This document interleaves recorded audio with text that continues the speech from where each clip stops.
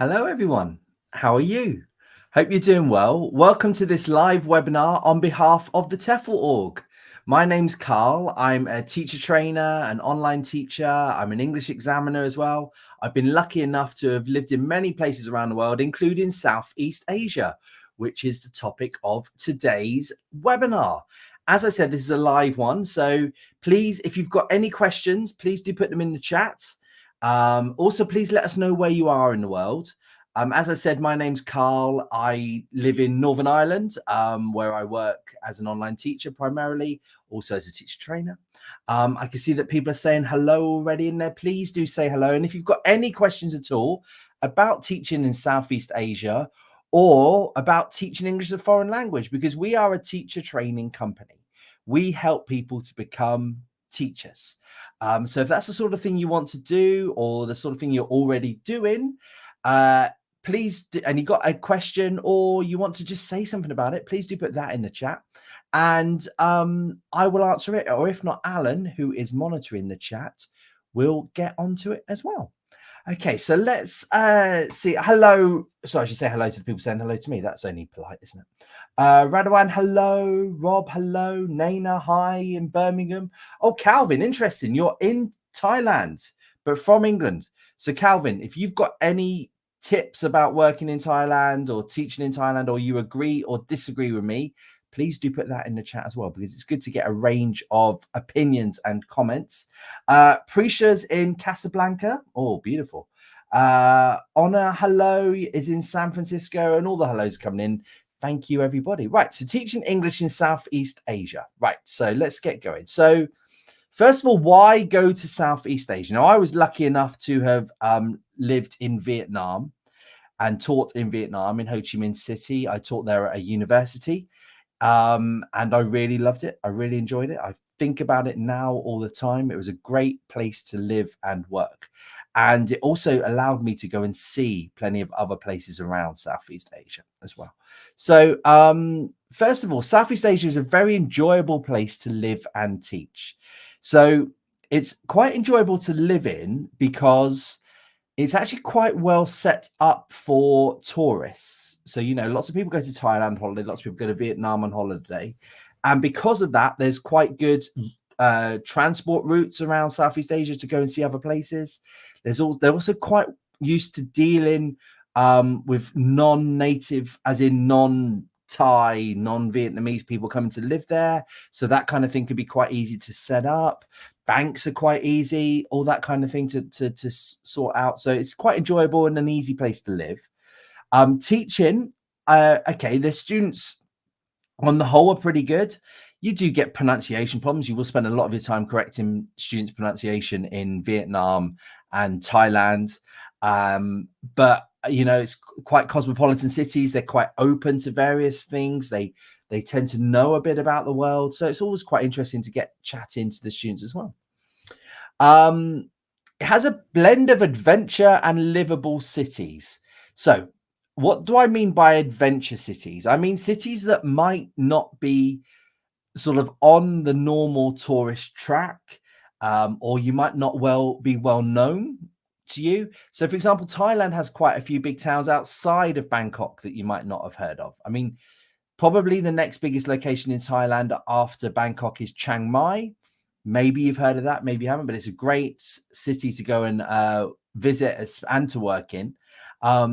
Vietnam, for example, has cities such as Hoi An, which you probably wouldn't know unless you actually go and research where you would see in Vietnam. You know, Singapore's obviously just got Singapore, but Malaysia has, you know, there's the main part of Malaysia where Kuala Lumpur is on the peninsula, but it's also got the island of Borneo. That could be quite adventurous to go to see. But it's also got big livable cities, so cities that are quite easy to you know, get around in, quite easy. You can find lots of nice restaurants such as Singapore, such as Kuala Lumpur, such as Bangkok, such as Ho Chi Minh City and Hanoi. So there's a very good mix of places to go and live in. It can be quite hectic. So I do love this myself. Living in Ho Chi Minh City, it's a hectic city. There's lots of people going around on motorbikes. There's lots of people going around at night. There's a good nightlife. There's lots of people coming and going. Same with places like Bangkok, Kuala Lumpur to a certain degree, probably not as much as Bangkok and Ho Chi Minh City, but it can be hectic, busy cities. But it can also be quite relaxed.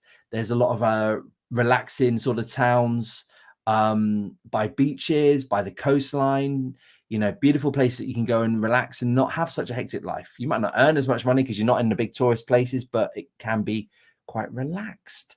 It's really easy to travel around and see other places. So there's budget airlines that fly mainly out of the airport in Kuala Lumpur and Singapore airport. So for that, but they also sort of then fly to other cities around Southeast Asia. So you can get around flights quite cheaply. If you're sort of in the area of sort of Thailand, Cambodia, Vietnam, that's quite easy to get around in buses, some train journeys as well. So, great and easy place to get around in. Right. So some of the geography. So these are the countries that I'm including when I talk about Southeast Asia. So Thailand, obviously. Now Myanmar, which used to be called Burma, but is now, well, I don't know if that's what we always called it, Burma. But Myanmar is quite a big Southeast Asian country, which has teaching opportunities in. Cambodia, which I'll talk a bit about. I'm going to talk about all of these. Vietnam, Malaysia, Singapore. Then probably a couple you might not have thought about teaching in too much. Indonesia is one of them. There's quite a few jobs advertised in Indonesia. Philippines, Laos, and then the country of Brunei. Less popular places to go and teach. Have seen your job advertised, but not a huge amount to go to these places. All right. So first of all, I'm going to talk about what would be a good destination to go without a degree. So if you have got a degree, don't worry, I'm going to hold on. I'm going to talk a bit about that. But quite often we get asked about where's a good place to go without a degree. And Cambodia is definitely the easiest country to go and work in Southeast Asia. So there's different ways of finding jobs there. You do see ones that are advertised. They are not, it's not a big country for adverts, as in they don't advertise lots and lots and lots on various websites, such as our website at TEFL.org. You'll see more adverts for Thailand. You'll see more adverts for Vietnam, especially. But there are jobs available there. Keep looking, keep searching, look in various places, look for adverts and see if you can get there. The other way of doing it is to contact schools yourself there. So go on Google or other search engines, go on Facebook, maybe do some searches on that as well. But Google language schools Phnom Penh, for example. You'll find language schools there, contact them, see if they've got any availability. Now, they might not pay for your flights. They might not pay for things like housing so much, but if they've got vacancies, they'll let you know. Now, the other way to think about with Cambodia is to go on one of our, look on our own website. Let me just close this there and remember how to work my computer and build this up here. Right. So if you go on our website, TEFL.org, click on the TEFL jobs, you will see here TEFL internships. And we run them in South Korea, Thailand, Vietnam, Cambodia, and Japan. So we don't personally run them. We have links with them. Okay. So that might be something to look at. And we do have one running in Cambodia. You can see there's more information about what you're going to get here. There's stuff about the program eligibility as well.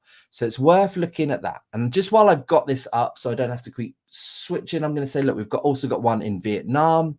We've also got one in Thailand. Okay, so it's worth looking at those. I'm not going to go through all of these, but if you go to the TEFL jobs section here, you can find out more information about it there. Okay, right, let me just get the PowerPoint back up again. Okay, right. So without a degree, Cambodia is definitely the best place to go to. Now, you will see adverts for other countries which say come work with us without a degree. Now, be very, very careful, because most of the countries in this region to get a legitimate work visa, you need to have a degree. So if companies are saying come work with us without a degree, why are they special? Why have they got the option to employ people without a degree? So check it very, very carefully. Now, you might be okay with the situation that they've got advertised, but it might mean that you have to leave the country to go back, and you might be on a tourist visa. That means you have less rights, but you might still get paid. And I know people that do this, and they do get by pretty well. But you've got to be really in control of yourself and be happy with what's going on. Personally, I wouldn't recommend doing that. I'd like to have the legitimacy of a visa and that kind of thing, but there are jobs out there for people without degrees. Okay. Right. If you do have a degree, then woohoo, happy days. Get your 120-hour TEFL certificate. So you can do it with us. Go on our website, TEFL.org. You can see the courses that we offer. You do an online course. That's a 120-hour TEFL certificate. You've got that plus your degree. You're pretty much going to be able to go work somewhere in Southeast Asia. Okay. 120 hours is the magic number. More than this, perfect. But if you go for a TEFL certificate that doesn't have 120 hours, you'll probably find that companies won't take you on. It's sort of seen as the magic number for the amount of time you need to spend training. Then think of the country you want to go to. Big differences in Southeast Asia between, the languages they speak, the religion they have, whether it's sort of a city-based place, whether it's a more rural place. The cost of living is very, very different as well. So have a little think of that thing. But you'll probably have a good choice of locations. So don't just think of a country, also think of a city, because that can make a big difference. All right.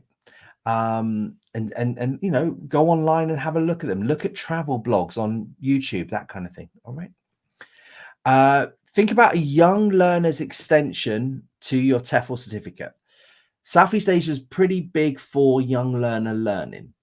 So if you do find that you don't have much experience, if you do find that you want to just get a bit more confidence with your teaching, you can do added modules on top of the 120 hours. You can do it in things like business English, exam preparation, young learners. I think young learners is the right one to do for Southeast Asia. It will make you stand out. It will help you get a job. Okay. Right, please. Thanks for putting in the questions. I can see them already coming in. I'm going to get to the end of the presentation.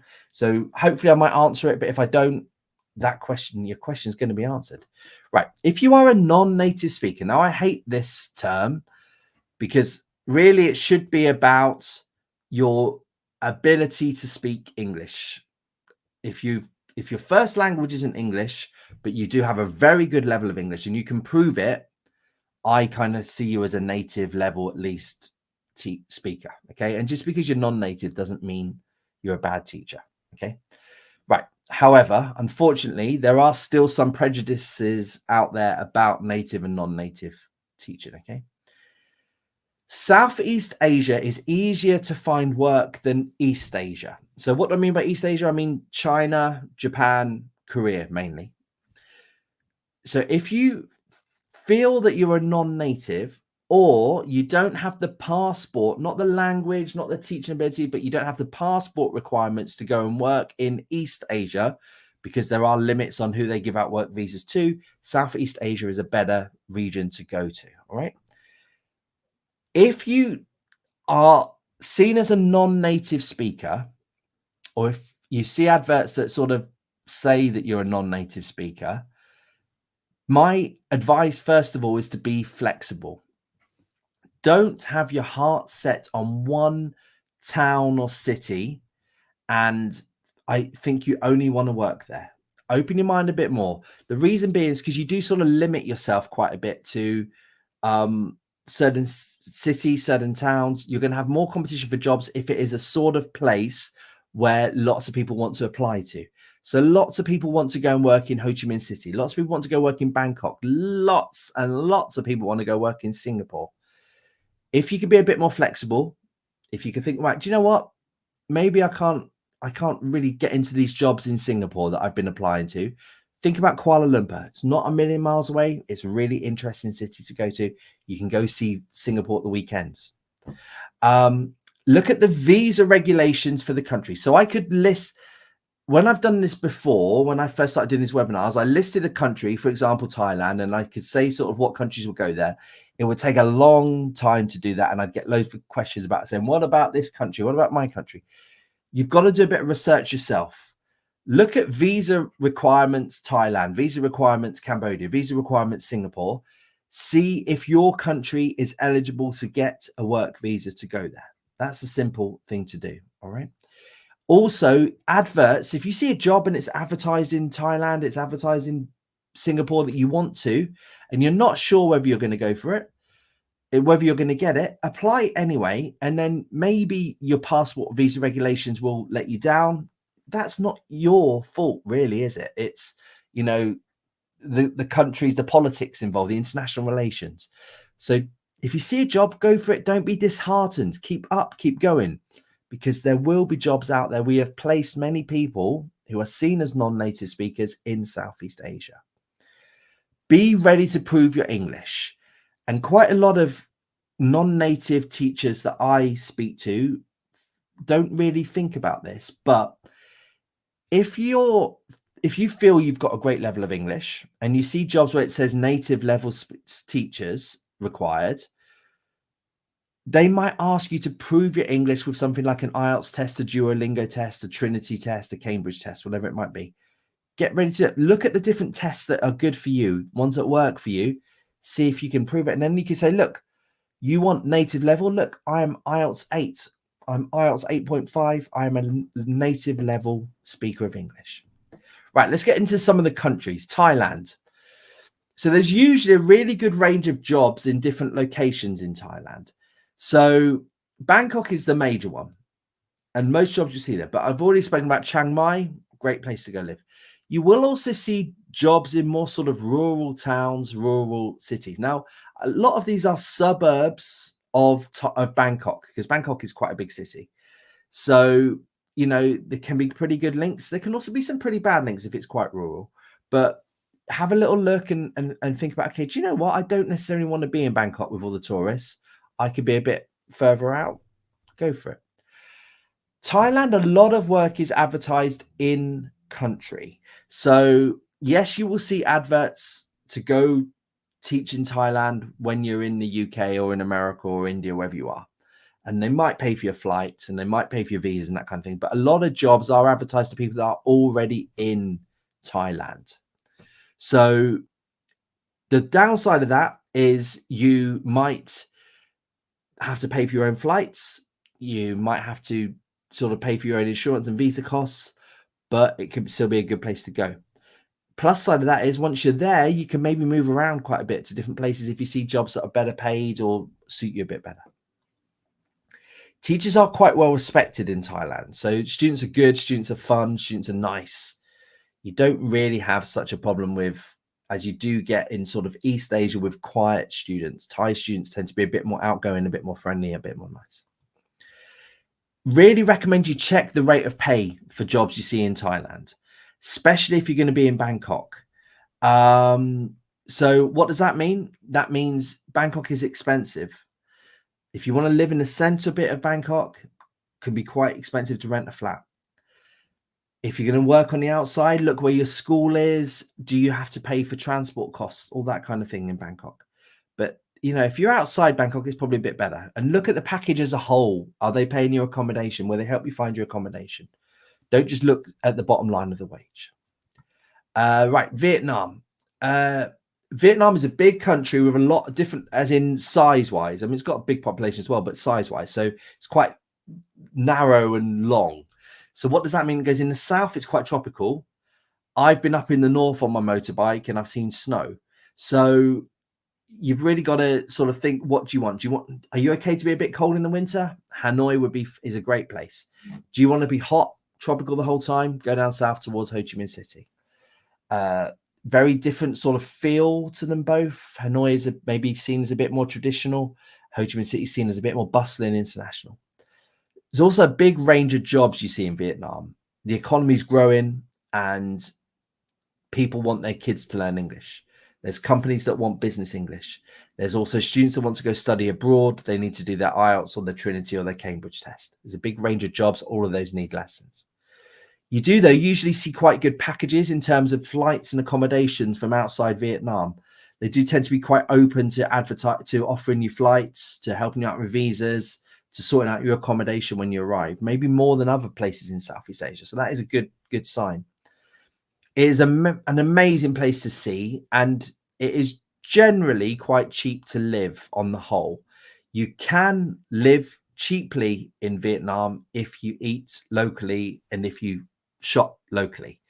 Vietnam gets expensive if you want to go and sit in the tourist pubs, if you want to make sure that you have sort of European or American style food. But if you're happy to eat the local food, which is delicious, you can live quite cheaply. Right, Burma, Myanmar. So obviously it has had a lot of issues in the last few years. Now, as we talk in 2024, it's probably not the number one on people's list because there has been issues around riots and that kind of thing and political upheaval. Right, before this, though, it was opening up and advertising a lot. I remember seeing sort of 5-6 years ago, a lot of jobs being advertised in Myanmar. And I think that will probably happen again eventually. You'll start to see jobs where they pay for your flights, they pay for your accommodation, that kind of thing. The moment there's not so many, but I do believe that this is somewhere where it's going to happen again. I have talked with people that have lived in Myanmar and they loved it. They thought that Myanmar was a great place to live, a great place to teach. You meet quite interesting characters. It's got a bit more of an adventurous side of it to Thailand, Vietnam. And if that's the side of thing that you want, enjoy it. Most jobs there are teaching exams or teaching kids. So I do virtual exams and, you know, probably about once a fortnight, once a week even, I do exams that are in Myanmar. So that means there's a lot of people wanting to study the exams to want to go study abroad. Also, there's sort of a growing middle class who want their kids to learn English and they're willing to pay for this. All right. Singapore. Right, it's not one that is advertised a lot. You'll see jobs advertised for international schools in Singapore. So that's more like international high schools, international primary schools. You need to sort of have a qualified teaching status to do that. But there are schools there. It is usually something that you have to do some searching yourself. You will find that there are jobs there and companies that are advertising they want teachers. It's also quite a good place to go and be self-employed. But you do have to remember that quite a lot of people in Singapore speak pretty good English already. And because of that, there's, you know, not the huge market that there are in other cities. It is a great place. You know, when you see Singapore on videos through Instagram, that thing, it looks amazing and it is clean. There's a big variety of food. There's no crime. It's very, very nice. But it's not a cheap place to live. It's not generally a cheap place to go out in the evening and that kind of thing. So you do have to think about the money side of things. It's also a brilliant place to see other parts of Asia. So what does that mean? There's really good flights, connections to get out and see other places. You can get the train up to Thailand, you can get the bus up to Thailand, that kind of thing. But it is a really good place to see other parts of Asia. Right, Malaysia. Right, so you tend to see jobs advertised in Kuala Lumpur or around Kuala Lumpur.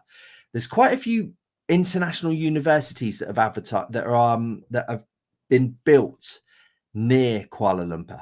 So you will see, so for example, I worked for Reading University here in the UK for many years. They have a campus just outside Kuala Lumpur. Lots of EAP jobs, English and Academic Purpose jobs there. You also do see jobs in Borneo, which is the island sort of off the coast of Singapore and KL. You see slightly less. It tends to be less well paid, that kind of thing. That place is not as developed as the main part of Kuala Lumpur, but you do see jobs advertised there. I think Kuala Lumpur is quite a cool, underrated city.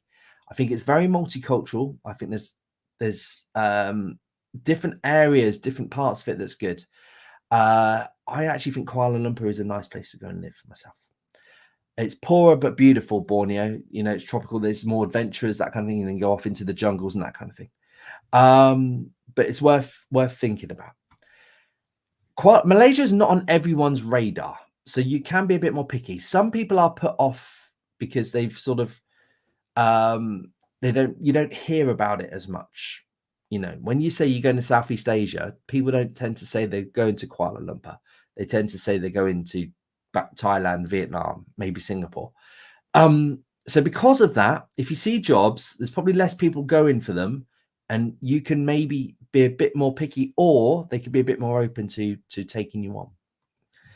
All right, Indonesia has had a bit of upheaval recently in terms of sort of natural disasters and that kind of thing. They are also in the process of moving the capital city. And when that has happened previously in places such as Myanmar, I know it's different systems and that kind of thing, but it has meant there's been more EFL jobs advertised in the new city that's being built. You do see a lot of jobs in Jakarta, especially with a company called English First. That might be worth looking at. But you do see quite a lot of jobs advertised in Jakarta. It's quite different from the rest of Southeast Asia in terms of it's not really on the tourist map so much. I mean, so places like Bali, which are Indonesia, are there's a lot of tourists that go there, and that is not so available really for EFL jobs. But Jakarta has jobs, and the city is, you know, not as probably open to tourists, so it's not as touristy. It's a bit different from the other parts of Southeast Asia. There are jobs advertised there, and they tend to pay okay, and they tend to pay for your flights, and they tend to pay you accommodation, that kind of thing. Again, it's not on everyone's radar, like I was saying about Malaysia. So because of that, there might be more options. You might be able to find that you can go into different places you want to go to, different cities. You might also find that there's more jobs that you want to do. Like if you don't want to teach kids, you only want to teach adults, or vice versa. Might be worth thinking about. Right, some other places to think about in Southeast Asia. I'm getting to the questions in a minute. Thank you so much, everybody. Right, so there's a country of Brunei, and some of that, it's quite rich, Brunei, and I have seen some very well paid EFL jobs down the years in Brunei. They used to have a really good sort of $50,000-$60,000 a year job that was constantly sort of being advertised in Brunei. That might be right up your street. That might be fantastic.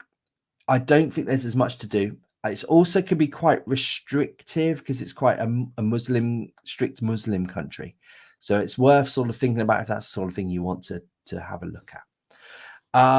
Laos, which is up near Vietnam and Vietnam, Thailand, Cambodia, around there. Now, quite poor. You hardly ever see jobs advertised. I know people that have worked there, but all of them pretty much have found work themselves once they're out there. Philippines. There's also a lot. The Philippines has a lot of very good local Filipino teachers, and they speak a pretty good level of English in the Philippines. So there's not really so much work there. I do know a couple of people that have worked there at universities in the Philippines, but that is quite tricky to get because there's a lot of Filipino people who are pretty good teachers. Okay. The other thing to think about when you're in Southeast Asia is to be on a tourist visa and then see if you can get work. So if you're sort of doing a gap year, or you've got the money where you just want to travel around a bit, you can sort of get short-term work in some places, and they can sort of change your visa when you're there. You know, you could go to Vietnam and say, find a school that's local when you're there and say, can I work for a term? I've got my teaching qualification. They might be able to change your visa, give you a term's work, that kind of thing. That is pretty good way of working around Southeast Asia. And then after that, you might go to Thailand, you might go even up to China, wherever it might be. But it's worth thinking about that in Southeast Asia. Okay. Thank you very much. Right. Thanks for all the comments. I'm getting in the questions. I'm getting some now. Please, if you agree, if you disagree, if you've had any experience of traveling around those places, yeah, please do put them in the comment section. So David, hi. Oh no, you're asking Calvin. Yes, was Calvin the gentleman that lived in? Yes, in Thailand. Right. Let me see if I can answer that one though for you though. I think that where in Thailand is a great place to teach outside Bangkok. I would definitely go for Chiang Mai. I think Chiang Mai is a great place up in the mountains. It's slightly cooler. You know, I don't particularly love the tropical temperatures the whole time. It's lovely for a holiday, not the whole time. So I do think that's worth it. You can sort of go down the coastline more, both sides. Sort of Koh Phangan, Koh Samui, Phuket, that kind of thing. Might be an interesting place for you to go to. Calvin, thank you very much for replying. Jonva, hi. How do I deal with the different language when you want to stay 7 months there? Right. So I have worked in Vietnam, Japan, China, Kazakhstan, Azerbaijan, Iraq, Spain, and Italy. Those are places that Sri Lanka as well. Those are places I've lived and worked in.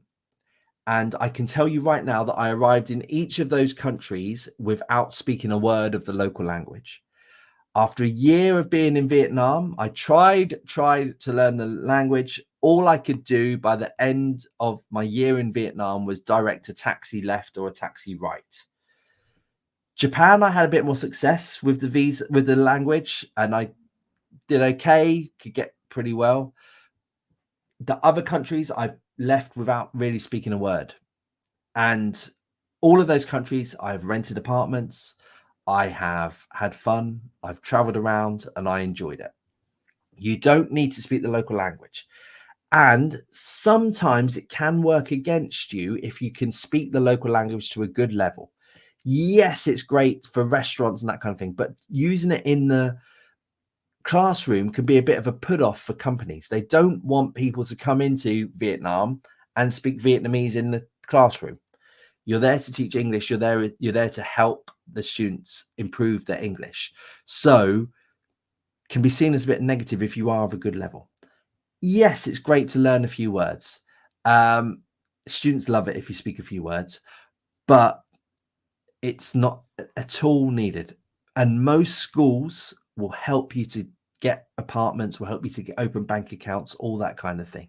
Yeah. If they don't, then they're not a particularly nice school, I would say, and might not be worth working for. But everywhere I know helps with that kind of thing. I've been helped at every place I've ever been to. Good luck. Fuga, am I saying that right? Hello. TESOL 150, can I find a job there, or will they ask me to bring IELTS for non-native speaker? Right, so there's lots of different tests out there. For anyone that doesn't know, there's the IELTS test, Cambridge test, Duolingo test, Trinity test, TESOL test, all that kind of thing, all right?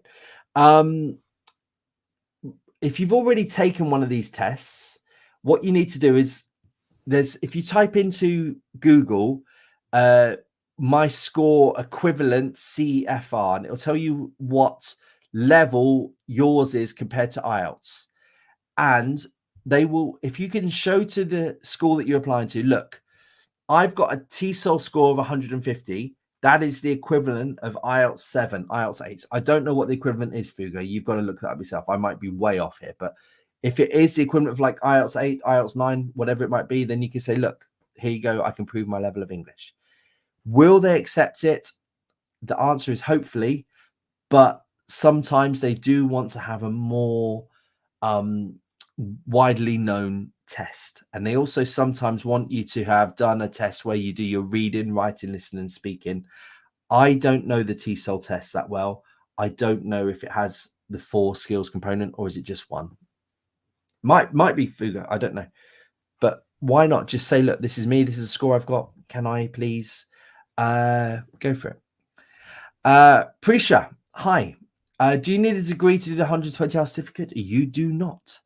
You can do the 120-hour certificate without a degree, and we have helped many people teach around the world without a degree and who just have the 120-hour certificate. The 120 hours is the magic number. Now, we offer it at TEFL.org, and we have fantastic, amazing tutors. But there are other companies around there. You've got to, around the offer it, you've got to make sure that the company you go with is a good quality, accredited company training provider. So check the company that you're giving your money to. Are they a legitimate, good teaching, training company? Have they got pedigree in it? Because when I was managing schools, way before I worked for TEFL Org, I used to check the quality of the training provider when someone had a TEFL certificate, because you can get TEFL certificates out there where you sort of do it in half a day and you say, now you're a teacher. I think you've got to put a bit more effort in to be a good teacher myself. Okay. So just be aware of that. Okay. All the hellos are coming in. Hi, hi, hi. Plague is doing a TEFL for a bachelor's degree. I did a TEFL for a bachelor's degree. My bachelor's degree was in language studies and TEFL. Good luck, Plague. Is that your real name, Plague? Good luck. David, hi. Is being unfamiliar with a native language an issue for daily life? Not an issue. How do you overcome this? Would you recommend learning the local language? Why? Right. Yes, I would recommend learning the local language when you're there. And it can be something as simple as doing like an app like Duolingo, something like that. That's got my Spanish to an okay level. You can get teachers. Some schools, even you go work for a language school, they sometimes offer Vietnamese classes to foreigners, to people up there. So you could join one of those.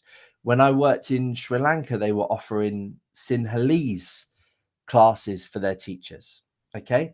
So yes, learning the local language while teaching, I think it's a nice way to get involved. How do you overcome? Right. There's a different way. If you get into some problems with a market trade, stuff like that. First of all, you're in a market, you want to buy something. They don't speak English. You don't speak Thai, whatever it might be. Smiling gets you far. Money gets you far, as in they want to learn, they want to take your money, you want to spend your money, the money talks. Translation software helps. There will be more people out there with a basic level of English than you think. Most people around the world have at least a beginner level of English, or they can get by in a beginner level. And that actually gets you quite far. Numbers, transactions, that kind of thing. It's very rare to go to some places and there's not any English to help you, or there's no way that you can get around it with a bit of technology. I went abroad basically before apps were around on your phone. I had some old books up there, dictionaries. They worked quite well. You don't need to speak the local language. Does it help? Does it make your life a bit easier? Does it let you fit in a bit more? Yes, but it's not key. All right. Hi, David, again. Are TEFL jobs common in universities across Southeast Asia? Yes, so they can be.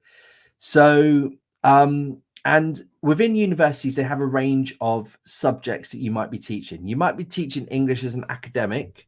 So that means you'd be teaching things like how to write academic essays, doing academic presentations, listening to academic lectures.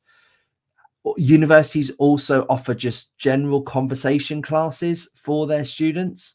So, this is where you might not be a huge amount of writing. You might just generally be helping them with their conversation. So there are a variety of different jobs advertised. Jobs such as lecturers don't really exist abroad so much in the EFL world. You do have to sort of go down the route of getting a master's and a PhD, and then you can go do lecturing. But there are academic English jobs, there are general English jobs in universities.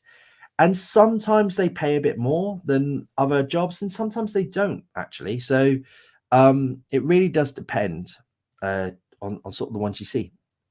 Obviously, quite often they're just teaching adults, which some people like more than teaching kids. Hi, David, again. Thanks for all these questions. These are great.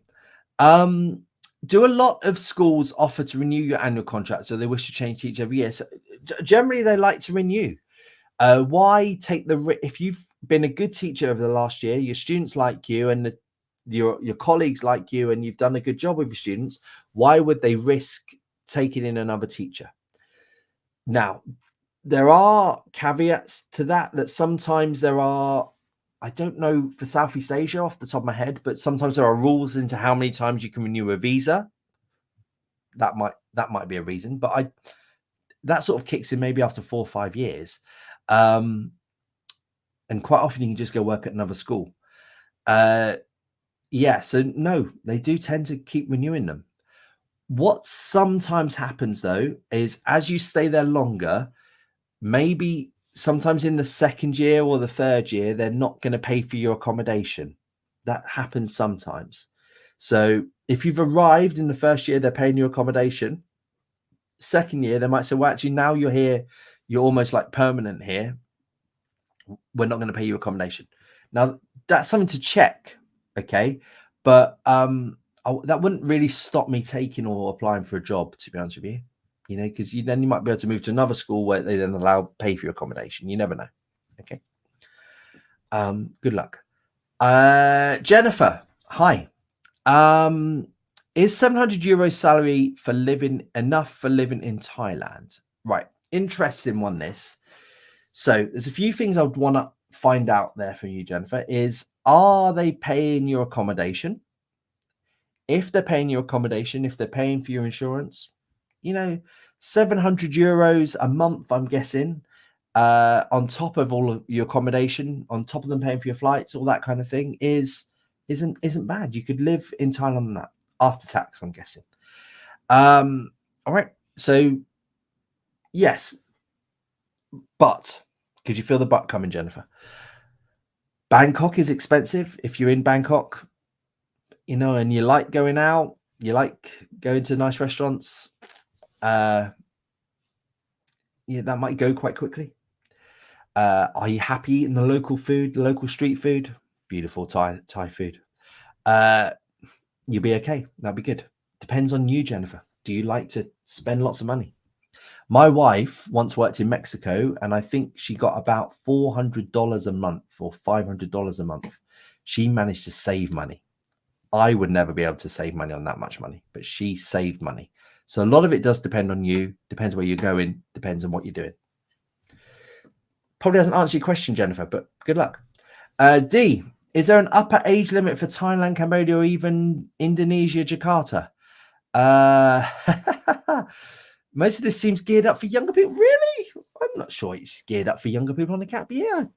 I'm way past my gap years, and I could go abroad tomorrow if I wanted to. I've seen loads of jobs, and I sometimes do want to. You got a degree, you got a postgraduate. You're there, D. I don't know what I mean. Look, the upper age limit does kick in for visa purposes in some countries. Now, I don't know. I did do a webinar where I talked about people who are approaching sort of retirement age and where they can go teach around the world. And you know, there is an upper limit when you get to 60s, 70s. I can't remember basically for Thailand, Cambodia, and Jakarta what the upper age limit is. Indonesia, what the upper age limit is. I do know people that have lived and worked in Thailand till they're quite older. Vietnam, I worked with some people in their 60s. So I don't know your age, D. But this is 100% not geared up for younger people on a gap year. I promise you. This can be a career, and I've done webinars where I talk about TEFL as a career. I really do think that sometimes people don't think of it as a career. They just think of it as something to do for 6 months. You can make a good long-term living out of TEFL. I hope that answers your question. D, if I haven't answered your question, send TEFL Org a message. Go on their website, TEFL.org, click on the send us a message, and they will be able to answer that, what the upper age limits are. Okay. Good. Plague, interesting. Fun about your TEFL org, getting you through clearing at university. That's good. Duolingo is not good enough to learn Korean, Jones. Okay, I don't learn. There you go. But someone said they use something called Anki Droid. There we go. Plague. What do I think of lockstepping? Oh, you've got me. I don't know what lockstepping is. I don't know what lockstepping is. Is this some sort of new thing? You've got me 100%, Plague. I don't know. Is this a short answer? Mofo, hi. How is the pay and other? Tell me what lockstepping is, Plague. Right. Let me. Next question. How is the pay and other benefits compared to China? This is an interesting one. Right. China is big. China has lots of different benefits and pay depending on where you are. It's the first answer. Southeast Asia is big. There's lots of different pay and benefits depending on where you are. The people that earn, how much you earn in Singapore is different from how much you earn in Vietnam, is different from how much you earn in Burma, is different from how much you earn in Cambodia. In Beijing is different from how much you'd earn in Kunming, is different from how much you'd earn in Shanghai. So that, first of all, hasn't answered your question. Chinese jobs, you see a lot of jobs advertised in China where they will pay for your flights, they will pay for your accommodation, all that kind of thing. That is generally true of jobs in China. They are happy to get involved with recruiting teachers that way. Southeast Asia, you tend to find that not all countries will do this. As I said before, Vietnam's pretty good for this, but you might find that Cambodia won't do this. You might find that Singapore might not do this, pay for your accommodation and your flights. So that is a difference. China tends to have a good package, but the rate of pay really changes in China. So I can't really say you earn more money. I always think that when you're an EFL teacher, the in-person schools tend to pay you okay. You're not going to be a millionaire, but you're going to be okay. Why? Because they don't want you to leave. They don't want their teachers to be poor. And yes, you might go out and spend a load of money, but generally wherever you are, you'll be okay. I lived in Japan. I saved a ton of money when I lived in Japan, but everyone told me that Japan was expensive. But I managed to save a lot of money when I left Japan. When I worked in China, I managed to save some money. When I worked in Vietnam, I managed to save some money. That might just be me. I might be good at saving. I know plenty of people that didn't save much money, but I think wherever you go, you'll be fine. Okay. Good luck, Mofo.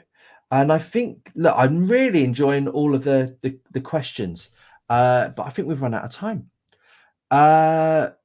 Thank you very much for everybody that chipped in. I can see all the little discussions going on. That's fantastic. Now we have a TEFL Org group. So this is just where lots of people are talking about it, lots of people starting discussions. If I monitor it, Alan, who's also monitoring the chat, he's a fantastic TEFL expert. He monitors that as well, answers some questions. Please, if you did like this, like it. If you didn't like it, please tell me why you didn't like it, because I like to learn as to why I'm not liked.